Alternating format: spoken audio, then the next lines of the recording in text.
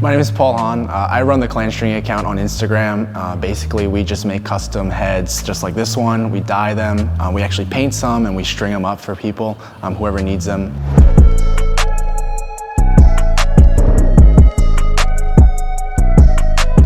Started off with just doing it for my local high school team, as well as myself and my brother. But then I just wanted to show people what we do.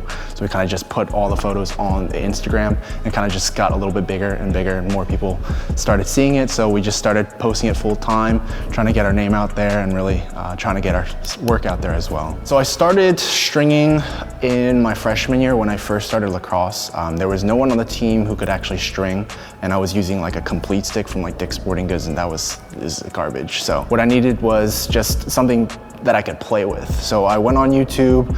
I actually learned from like Throne Lacrosse, East Coast Dyes, and also on Instagram. That's where I kind of got the inspiration to start my own page, because there was a lot of people posting what their work was, and I could see that obviously, you know, I'm an amateur and they're more professional with it, so I kind of wanted to get to that point. And this was about 8 years ago now, so in like 2013, 2012 season. So it's just gone up from there. So the great thing about stringing heads for me is getting into the hands of the players. A lot of the times they're just starting off, or they were using like complete sticks and going from something that's not really usable to something that is really working with their style. They always give me feedback how much they've improved strictly from having a better stick and being able to actually control the ball, have the ball released the way they want, as well as the way they want to shoot. I'd say the worst part is when I get like mass orders from certain companies and I have to do like 50 to 100 heads. I mean, at that point, it becomes kind of repetitive and just it becomes work rather than something I enjoy. So a lot of inspiration usually just comes up randomly. Sherbet in particular actually came from some other Instagram user. I saw like a floral design and he had different color flowers around the head, and I was wondering how to get that. So kind of just breaking down the process, I thought about what I could do to kind of mesh the colors together all at once, and this is what came up. This was actually never my intention. My intention was to have this as like a base, and then people really liked this one, so I started using this as like a primary dye, and then more and more people started to pick it up, and it got really famous. Even Sideline Swap, you guys have reposted it a lot, and I guess this is kind of what I'm known for at this point. The dyeing process, it's actually not as difficult as people would think. The only thing is if you're starting to learn and you mess up, obviously not everyone has a bunch of heads to kind of just retry. So that's where the hardest part of getting into dyeing is the trial and error. Even to get to this point, it took about a year. Like different types of colors, different types of times that I have to put it into the dye when it's heating up, and kind of working together with the colors and see what they create. If you see like some of my original Sherbets, they were a lot duller. The colors didn't mesh well, but now it's very vibrant, something that everyone can see immediately.